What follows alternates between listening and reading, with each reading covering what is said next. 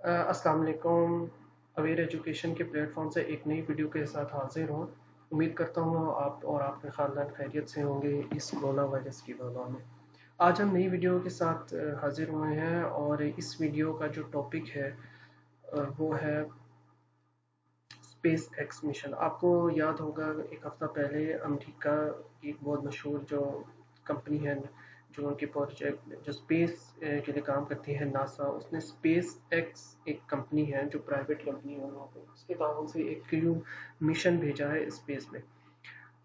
इस मिशन का जो स्पेस एक्स एक कंपनी है या इसका मकसद क्या था, ये जो भेजने का, जो उन्होंने स्पेस के अंदर अपना क्रू भेजा। वैसे तो वो अपनी सैटेलाइट्स और रॉकेट तो स्पेस के अंदर भेजते ही रहते हैं और उनका एक इंटरनेशनल स्पेस स्टेशन है, लेकिन ये एक नई हिस्ट्री जो उन्होंने क्रिएट की है कि स्पेस एक्स एक ऐसी प्राइवेट कंपनी है जिसके साथ मिल के उन्होंने क्रू मेंबर्स अपने स्पेस के अंदर भेजे हैं। और ये ह्यूमन हिस्ट्री में पहली बार ऐसा हुआ है कि यहाँ जो एक ऐसी प्राइवेट कंपनी के तावन से उन्होंने दो अपने क्रू मेंबर्स जो हैं वो स्पेस स्टेशन पे भेजे हैं। इससे पहले भी मेंबर्स वो अपने स्पेस स्टेशन पे भेज चुके हुए हैं, लेकिन वो जो पहले मेंबर भेजे वो रशिया के साथ उन्होंने कोऑर्डिनेट करके भेजे हैं। अमेरिकन कंपनी के साथ कोऑर्डिनेशन ये फर्स्ट टाइम है।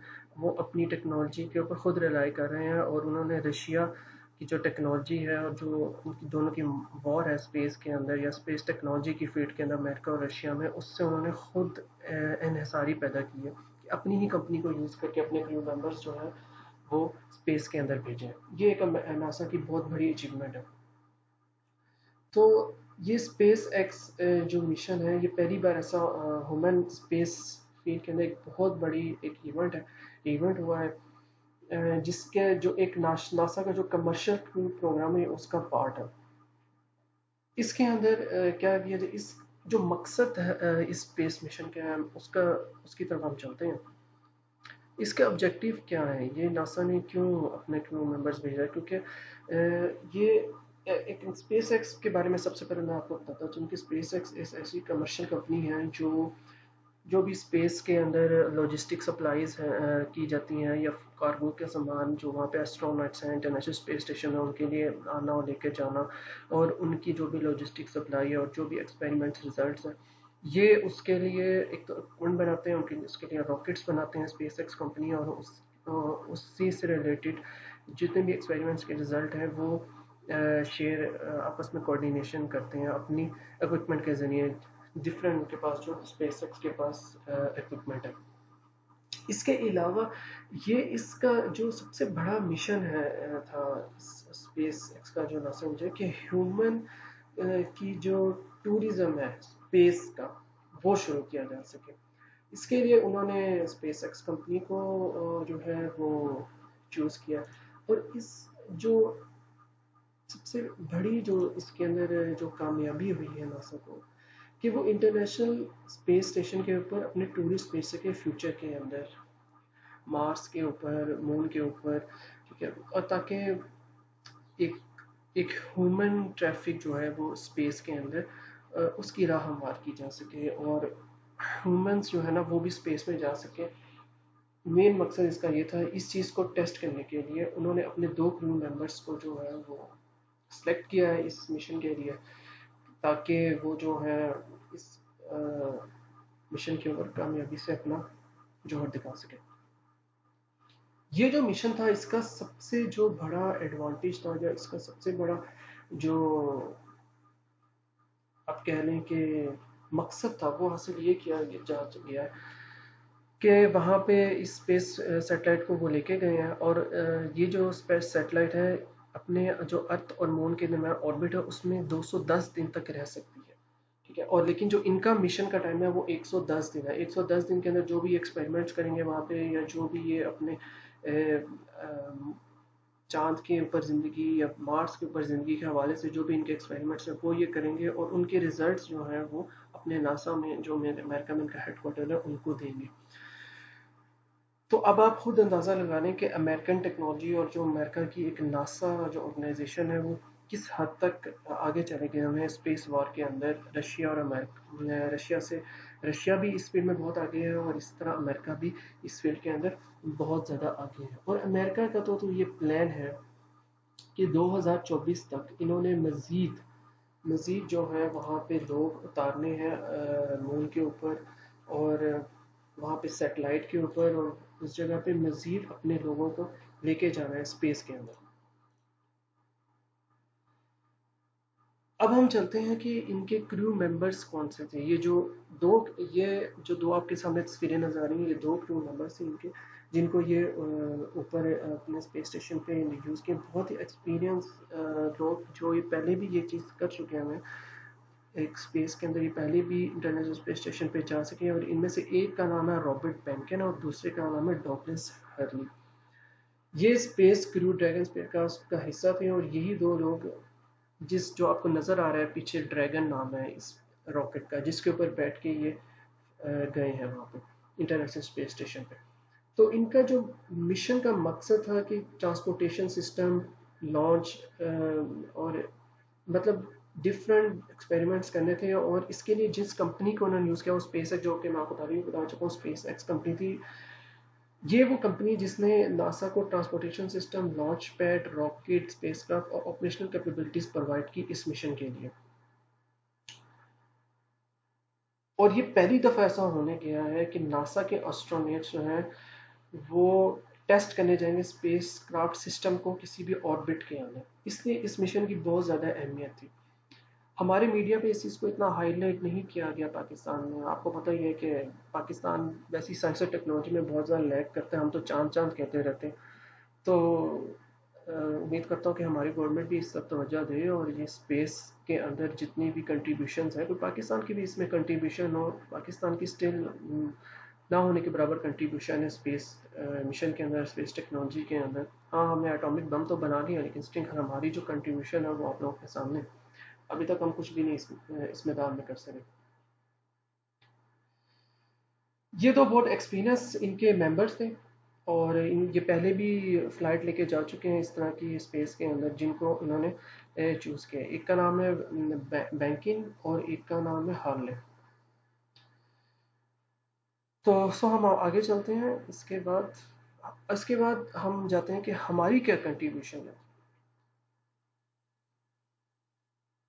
وہ ایک سوالیہ نشان ہے ہماری کنٹریبیوشن. ہم ابھی تک اسپیس کے اندر کوئی کنٹریبیوشن نہیں کر سکے. ہماری دو آئی تھنک ایک ادارہ اسپارکو اس کا نام ہے، اور ایک ہماری ادھر اسلام آباد میں ایک یونیورسٹی بھی ہے، international institute of space technology. I think وہ اسپیس ٹیکنالوجی بھی یونیورسٹی بھی، وہ بھی الیکٹریکل انجینئرنگ، میکینیکل انجینئرنگ اور اس طرح کی فیلڈز میں اپنی انجینئرنگ ڈگری کروا رہی ہے. ٹھیک ہے، آئی تھنک اس کو چاہیے کہ اسپیس کی دنیا میں جو ڈگریز ہیں اور جو پروگرامس ہیں ان کو فالو کریں، rather than electrical, mechanical, chemical, civil, اس طرح کی وہ فیلڈوں میں ڈگری کروا رہی ہے. ایک بہت بڑا سوال نشان ہے ہماری گورنمنٹ کے لیے کہ ان کی کیا کنٹریبیوشن ہے اسپیس کے اندر. It's nothing I think. So ہماری گورنمنٹ کو چاہیے کہ اس بارے میں اسٹیپس لے اور لوگوں کو کچھ بتائے، کچھ عام لوگوں کو بھی اویئرنیس دے کہ امریکہ کہاں سے کہاں پہنچ گیا ہے. ناسا اس کی جو ایک آرگنائزیشن ہے، باقاعدہ اس کو گورنمنٹ کی طرف سے فنڈ ملتے ہیں اس کام کے لیے، جبکہ ہمارے نہ ہونے کے برابر ہے. یہاں پہ فنڈز گورنمنٹ کو جو دیتی ہے اسپارکو کو یا انسٹیٹیوٹ آف اسپیس ٹیکنالوجی کو، ٹھیک ہے، اور ہماری بھی اس میں کوئی کنٹریبیوشن ہونی چاہیے. اگر ہم ہسٹری کے اوپر نظر ڈالیں، پاکستان کی اسپیس ہسٹری کیا ہے،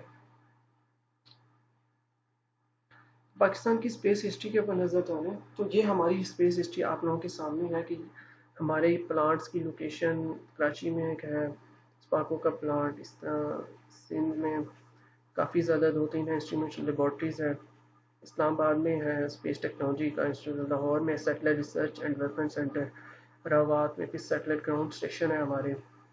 تو لاہور میں اسی طرح پاک سیٹ گراؤنڈ کنٹرول اسٹیشن ہے، کراچی میں بھی ہیں. یہ سارے ہمارے پاس انفراسٹرکچر ہے، لیکن مزید اس میں انویسٹمنٹ کی ضرورت ہے. ہمارے کافی اس کے اوپر اگر ان یہ جو جتنے بھی اسپیس اسٹیشن ہیں جن میں گورنمنٹ کا پیسہ لگا ہوا ہے، عوام کا پیسہ لگا ہوا ہے، اگر یہاں سے کوئی آؤٹ کم یا کوئی پروڈکٹیو چیز نہیں ہوتی تو ہمارا یہ پیسہ ایک طرح کا ضائع ہی جا رہا ہے. یا تو ان چیزوں کو بند کر دیا جائے، ٹھیک ہے، اور اگر چلانا ہے تو صحیح طریقے سے چلایا جائے تاکہ کوئی پروڈکٹیو اپروچ ہو، کوئی آؤٹ کم نکلے، کوئی ہماری بھی پاکستان کی بھی اسپیس کے اندر کنٹریبیوشن ہو. اگر ہم واپس اپنے اس مشن کی طرف چلتے ہیں جو اسپیس ایکس مشن ہے، اس کے اوپر تھوڑی سی اگر ہم بات کر لیں، یہ جو دونوں ان کے کرو ممبرس تھے، جب یہ اسپیس پہ پہنچے تو ان کو وہاں پہ انٹرنیشنل اسپیس اسٹیشن پہ ویلکم کیا گیا. وہاں پہ آلریڈی 63 ممبرس کا کرو آلریڈی موجود ہے.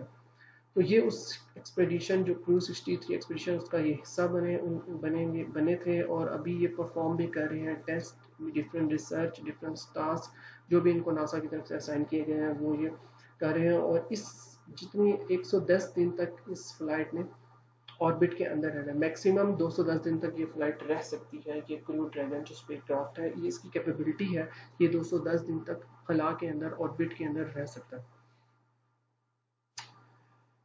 مین جو فیوچر کے اندر ڈیمو 2 مشن جو ہے، ایک فیوچر میں ان کا مشن آ رہا ہے جو ناسا کے کمرشل کرو کا ہوگا، اور یہ ایسا مشن ہوگا جس سے ایک سرٹیفکیشن اور ریگولر کوپریشن ہوگا کرو ڈریگن کا، جو ناسا کو انیبل کرے گا کہ وہ کنٹینیو کر سکے اپنی ریسرچ اور technology investigation in the space on board the station, right.